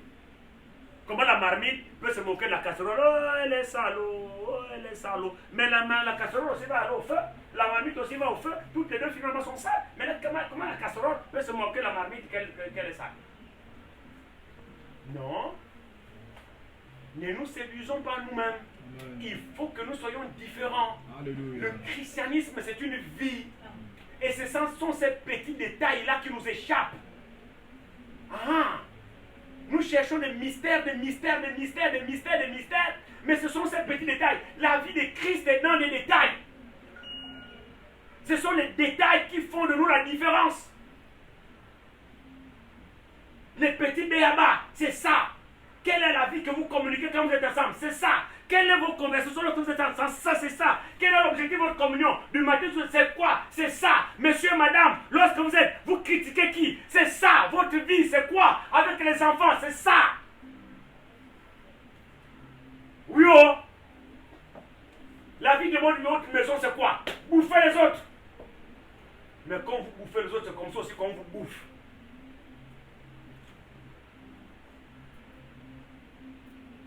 Oh, que Dieu nous aide. Hein. Que Dieu nous vienne en aide. Qu'on sorte de tout ça.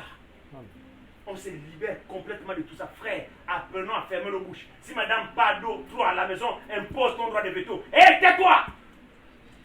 Soyons des hommes. Ne soyons pas des efféminés. La femme, toi l'homme dans la maison, tu dis, madame, tais-toi. Je veux que tu parles comme ça. Ferme ta bouche. Amen. Tu as l'autorité sur madame.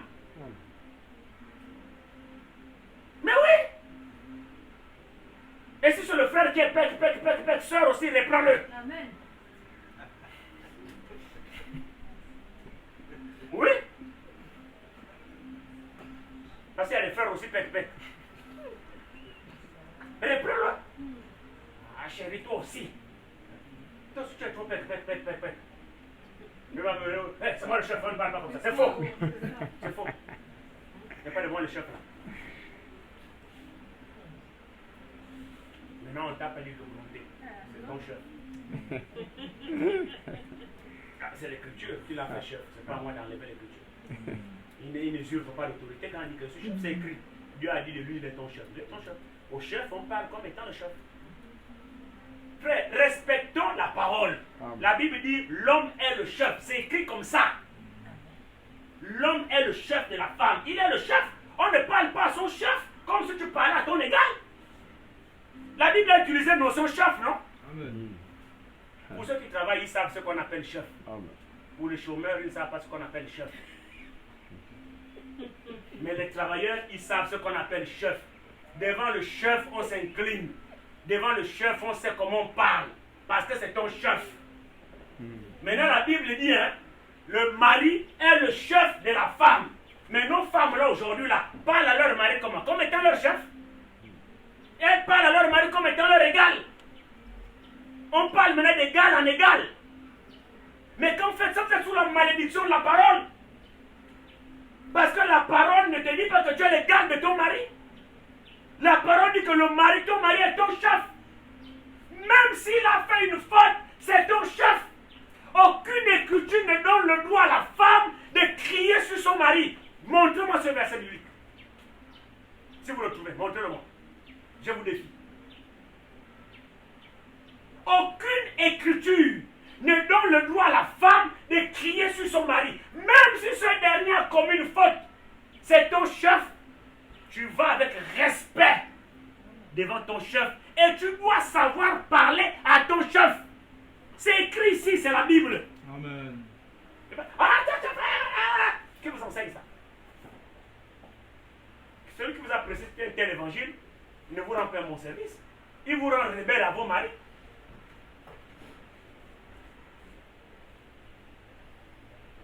Mais si le mari est pec, va avec le mari pour soumission, chérie. Ah, pardonne-moi si je parle mal, hein, mais toi, si tu ne vois pas que là, sans que tu as parlé là, tu vois comment? Tu peux me tromper, hein? Excuse-moi. Mais si tu ne vois pas que là où tu as parlé, c'est comme ça. Qui peut gronder son chef ici? Moi, j'ai le chef, je sais ce que c'est un chef. Qui peut gronder son chef? Le frère connaît même la notion, même lui qui connaît même la notion de chef.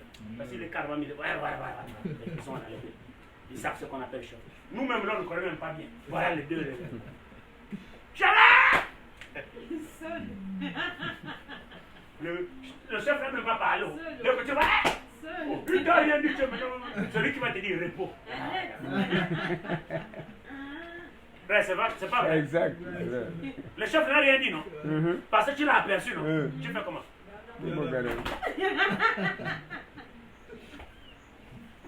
C'est comme ça. Parce que devant le chef, c'est le respect. Tu te tiens droit, bien droit, comme une bite. S'il ne te dit rien, tu restes là. Il doit te dire repos. S'il n'a pas dit repos, tu es là. Le chef n'a encore rien. Repos. C'est le chef. Bon, maintenant tu peux l'engueuler. Ah, chef, toi, c'est. Jamais. On fait ça. Oh. Ah, il a dit oh. Maintenant, la Bible. Combien savent que la Bible a dit que le mari est le chef de la femme? Combien ça? Mon chef. Sachez comment parler à vos maris.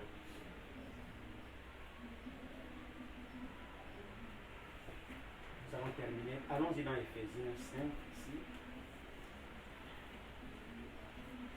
Je voulais aujourd'hui mettre vraiment l'accent sur nos rapports, sur notre vie, parce que c'est le principal. C'est vraiment le principal. C'est là où la différence doit se faire voir parmi nous. Vous savez, on ne veut pas être des formalistes, frères. Les églises, il y en a. C'est pas ce qui manque. Alors si c'est pour en rajouter une de trop, ça ne sert à rien. Il doit avoir la vie parmi nous. Que si le bien-aimé, si quelqu'un nous visite, il doit sentir que non, c'est un petit groupe, mais il y a quelque chose. Il y a quelque chose chez eux. Oui, il doit se sentir goût agréable. Prenons Éphésiens, on va... Commençons, prenons Éphésiens chapitre 5, que nous allons lire et puis...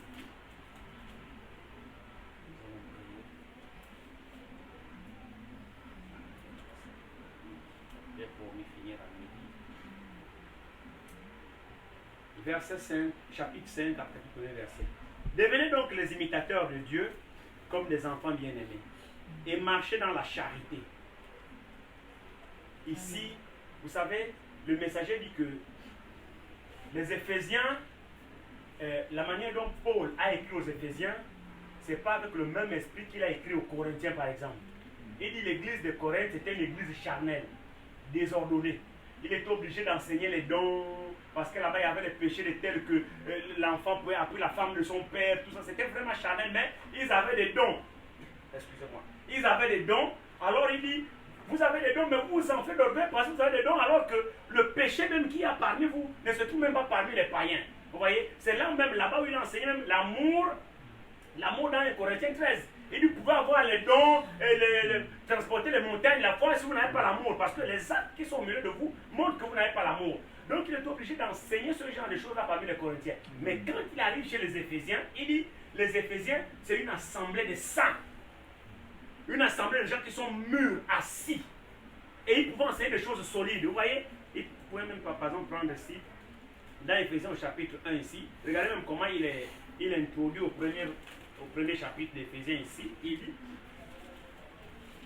Paul, apôtre de Jésus-Christ, par la volonté de Dieu, aux saints, vous voyez, aux saints qui sont à Éphèse, aux fidèles en Jésus-Christ, que la grâce et la paix vous soient données de la part de Dieu notre Père et de Jésus et du Seigneur Jésus-Christ. Béni soit Dieu, le Père de notre Seigneur Jésus-Christ, qui nous a bénis de toutes sortes de bénédictions spirituelles dans les lieux célestes en Christ. Vous voyez, directement il rentre même dans la prédestination. Vous voyez, il dit, en lui, Dieu nous a élus avant la fondation du monde, pour que nous soyons saints et irrépréhensibles devant lui, nous ayant prédestinés dans son amour à être des enfants d'adoption par Jésus-Christ, selon le bon plaisir de sa volonté. Vous voyez, directement il rentre, il a affaire aux saints. Donc il peut maintenant les positionner dans leur position en Christ, leur montrer comment marcher. Il n'est plus pour revenir dans les histoires de Baba. Non. Directement, il rentre avec les Éphésiens. Et maintenant, quand vous regardez ici dans Éphésiens chapitre 5, ici, il nous rappelle notre vie. Vous voyez, il nous demande d'être comme des imitateurs de Dieu lui-même. Chapitre 5. Devenez donc des imitateurs de Dieu, comme des enfants bien-aimés, et marchez dans la charité, donc qui est l'amour, à l'exemple de Christ, qui nous a aimés et qui s'est livré lui-même à Dieu pour nous comme une offrande et un sacrifice de bonne odeur. Amen. Maintenant, écoutez, la vie qui doit régner parmi nous, que l'impudicité, qu'aucune espèce d'impureté, que la cupidité ne soit même pas nommée parmi vous, ainsi qu'il convient à des saints. Donc, quand nous sommes des saints, ces choses-là, on ne doit plus les avoir parmi nous. Il continue. Qu'on n'entende ni paroles déshonnêtes, ni propos insensés, ni plaisanteries, choses qui sont contraires à la bienséance. Vous avez entendu ça? Amen. Regardez où notre communion, c'est-à-dire, ici j'ai voulu faire cette longue lecture, que nous sachions maintenant comment nous devons nous parler les uns les autres. Quand nous sommes ensemble, sœurs entre sœurs, frères entre frères, qu'est-ce qui sort de nos bouches? Quel est l'objectif de nos propos, de nos rapports, de nos conversations? Qu'est-ce qui sort vraiment de nos bouches? Frère, la sainteté doit être au milieu de nous. Et chacun doit tomber à genoux pour implorer la grâce de Dieu. Même les plaisanteries là, c'est de la distraction. Vous savez, les beaux-fils de l'autre ont raté la délivrance à cause de la plaisanterie. Vous le savez? Retournons rapidement. C'est où c'est Genèse? Regardons un peu. Nous l'avons lu le dimanche quand nous avons parlé de l'homosexualité, là, des vieux, plus vieux jusqu'aux plus petits. Quand les deux anges sont allés à Sodome et Gomorrhe. Nous avons lu ça ici. Regardons un peu quelque chose là ici.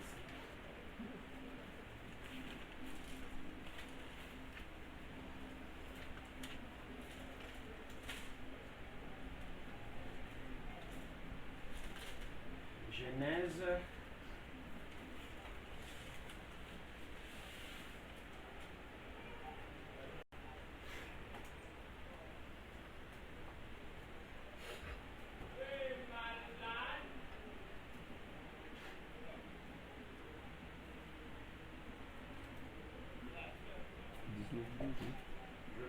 Genèse 19.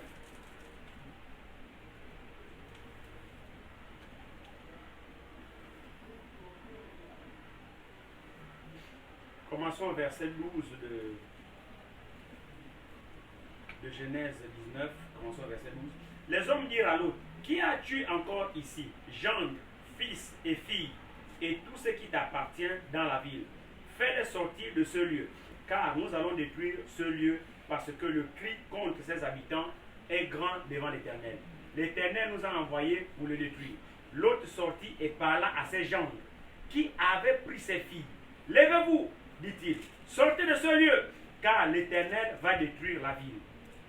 Mais aux yeux de ses gendres, il parut plaisanter. Vous entendez ça? Donc les gendres de l'autre pensaient que leur beau-père plaisantait. Voilà où les plaisanteries amènent. Quand vous vous habituez à la plaisanterie, ça fait que vous dites même quelque chose de sérieux et de vrai. L'autre va penser que non, vous êtes en train de plaisanter. Il ne va pas prendre ça au sérieux. Oh.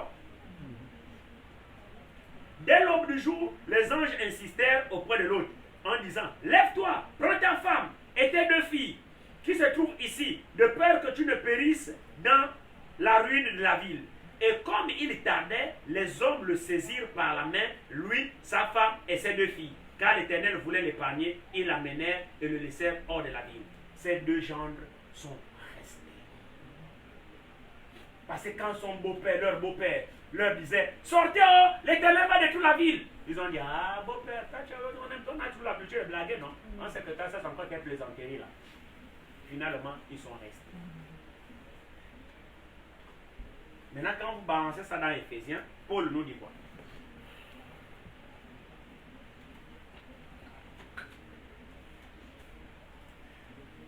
Paul dit, verset 4, qu'on entende, Éphésiens 5, verset 4, qu'on n'entende ni paroles déshonnêtes, ni propos insensés, ni plaisanteries, choses qui sont contraires à la bienséance, qu'on entende plutôt des actions de grâce. Car, sachez-le bien, aucun impudique, ou impur, ou cupide, c'est-à-dire idolâtre, n'a d'héritage dans le royaume de Christ et de Dieu. Que personne ne vous séduise par de vains discours, car c'est à cause de ces choses que la colère de Dieu vient sur les fils de la rébellion. N'ayez donc aucune part avec eux. Autrefois, vous étiez ténèbres, et maintenant, vous êtes lumière dans le Seigneur. Amen. Marchez comme les enfants de lumière. Amen. Car le fruit de la lumière consiste en toutes sortes de bonté. Toutes sortes de bonté, de justice et de vérité. Examinez ce qui est agréable au Seigneur. Amen. Et ne prenez point part aux œuvres infructueuses des ténèbres, mais plutôt condamnez-les. Les critiques, les congossas, les calomnies, ne prenez pas part. Condamnez ça.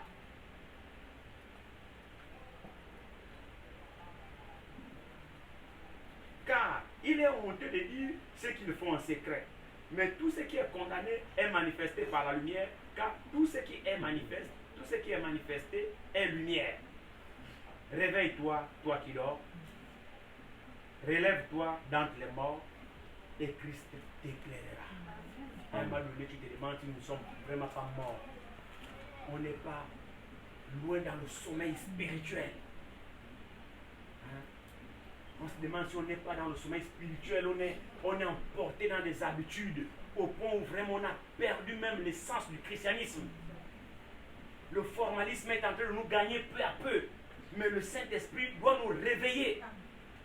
Alléluia. Amen. C'est son rôle, si nous sommes ses enfants, si vraiment il nous aime, c'est son rôle, c'est de nous conscientiser, de nous réveiller. Hey, attention mes enfants, là vous êtes sur une pente glissante, là vous êtes dans une mauvaise posture, c'est son rôle. C'est pourquoi il est bon, hein.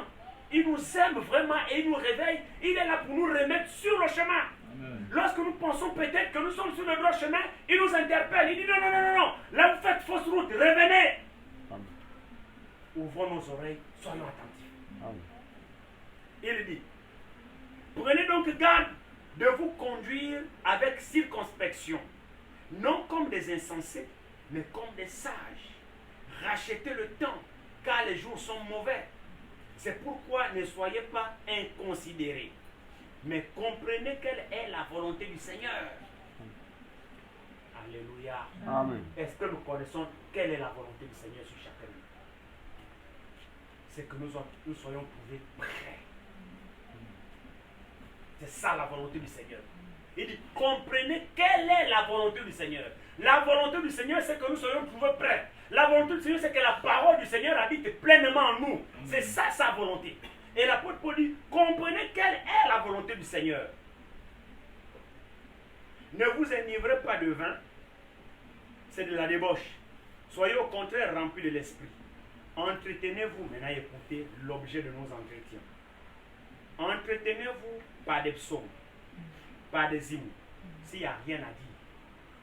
Par des psaumes, par des hymnes et par des cantiques spirituels, chantant et célébrant de tout votre cœur les louanges du Seigneur. Vous voyez la communion fraternelle?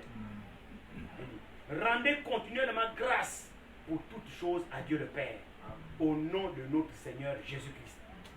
Vous soumettant les uns aux autres dans la crainte de Christ. Amen. Alléluia. Amen. Voici notre communion. Amen. Quand nous remplirons ça, c'est alors que le psaume 133 pourra s'accomplir.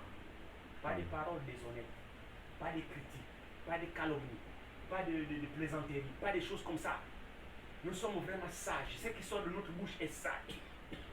Est vraiment sage. Nous sommes loin de toute impureté, de tout ce qui peut suivre notre esprit. Et ça, c'est une atmosphère qui doit être dans chaque maison chrétienne. Amen. Dans chaque famille chrétienne. C'est des choses qui doivent exister dans nos foyers. C'est alors que Dieu pourra vraiment agir. Et c'est là où nous expérimenterons la transformation. Et c'est là où nous pourrons avec assurance dire, si le Seigneur vient, je pars. Seulement dans ces conditions-là. Si le Seigneur vient, je pars. Ce n'est que quand nous aurons rempli ces conditions que chacun peut le dire. Mais tant que ces choses-là ne sont pas en nos frères, prions le Seigneur. Cherchons la face de Dieu. Faisons revenir le Seigneur dans nos maisons. Faisons revenir le Seigneur dans nos communions. Si les gens fuient ta maison, change-toi, remets-toi en cause. Est-ce que mon comportement ne change pas ne chasse pas les gens? Est-ce que ma façon de parler, est-ce que un chrétien qui ne se remet pas en cause, alors il a un sérieux problème? Que Dieu puisse nous aider. Ceci aussi est pour les enfants. Les enfants, apprenez à obéir à vos parents. Un enfant ne manifeste pas la rébellion envers les parents. Quand un parent te parle, tu dois obéir. Quand un parent te dit quelque chose, tu dois obéir. Un enfant n'est pas rebelle aux parents. Et quand le parent te parle, les enfants que nous avons aujourd'hui, vous avez une fâcheuse habitude, dès que le parent te parle, tu es là, tu regardes le parent, tu le fixes droit dans les yeux. Non. C'est comme si le parent est ton égal, c'est comme si tu l'intimidais. Non. Quand le parent te parle, tu baisses la tête. C'est un signe de politesse. C'est un signe de politesse. Vous voyez, la parole de Dieu, il y a tout dedans. Je pense que l'essentiel, on a laissé ça de côté. On court vers le mystère, la course à la connaissance, la course au savoir.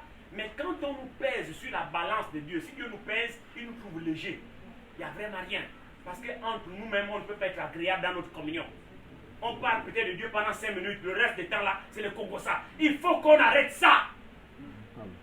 On a besoin de Dieu. Frère, c'est la vérité. On a besoin de Dieu. Et c'est nous qui devons le faire revenir dans le camp. Dieu n'attend que la détermination de ses enfants, ses fils et ses filles. Si nous sommes tous déterminés, frère, Dieu descend. Ça dépend de la détermination de chacun de nous. Avons-nous soif de Dieu? Si oui, alors faisons-le venir. Que chacun se mette à genoux, dise Seigneur, j'ai péché, j'ai dévié. Seigneur, j'ai pris l'engagement de revenir vers toi. Frère, revenons dans nos comportements, caractère, façon de parler, la façon de vivre. Seigneur, fais revenir tes enfants vers moi. Je ne sais pas moi, chacun de nous sait. On doit être salé. On doit être salé pour attirer la soif. Mais si on devait dire comme quelqu'un qui disait, le frère, un témoignage,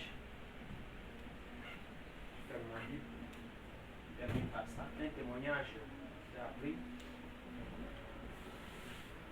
quelqu'un qui priait quelque part dans une église, alors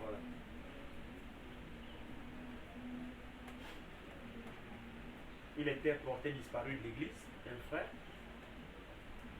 Et puis, il y a une sœur qui le cherchait, un frère, une sœur, je ne sais plus très bien, qui le cherchait. On ne le voyait plus à l'église. Donc le frère s'est rendu un peu partout où le frère était. Ah, je cherche mon frère. Ah, votre frère? Oui. Et un certain tel. Il est votre frère comment? Vraiment? On prie ensemble dans la même église. Ah! Là, c'est un frère. Oui. Il dit, oh non, non, c'est mon frère en Christ. On prie ensemble.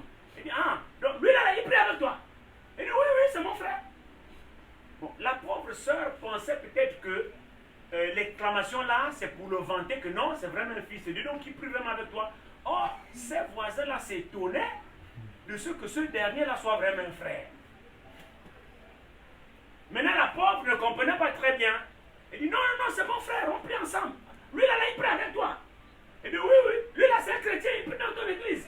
Elle dit, oui, il dit, ah, si c'est ça l'église là, si lui là, c'est un frère en Christ, lui là, c'est que moi aussi je suis un frère en Christ. Ça, c'est le païen qui dit ça. Vous vous rendez compte? Un païen qui dit, il dit, si celui que tu demandes, non, on le connaît. Si toi tu dis que lui, il est un frère en Christ, dans ce cas, c'est que moi aussi, je suis frère en Christ. Parce qu'on est dans le même bar, on boit le même vin, on se balade ensemble, on va dans les mêmes boîtes de nuit. Tout ce qu'on fait, il est ensemble que nous. Donc, si lui est frère en Christ, c'est que nous aussi nous sommes des frères en Christ. Donc, vous voyez que c'est arrivé jusque-là, c'est compliqué. Maintenant, il le faisait où? Là-bas. Mais avec les frères, on n'avait jamais ce témoignage-là de lui. Donc, que Dieu vraiment puisse nous aider, puisse vraiment nous aider, nous interpeller à pouvoir faire l'examen de notre propre vie, à voir là où nous sommes. Si vraiment le Seigneur vient là, on peut partir, sœur. Si Jésus sonne la trompette là, comme nous savons que les morts en Christ ressusciteront, ils vont atterrir là. Est-ce que si le Seigneur vient là, tu vas partir? Amen. Amen. Amen.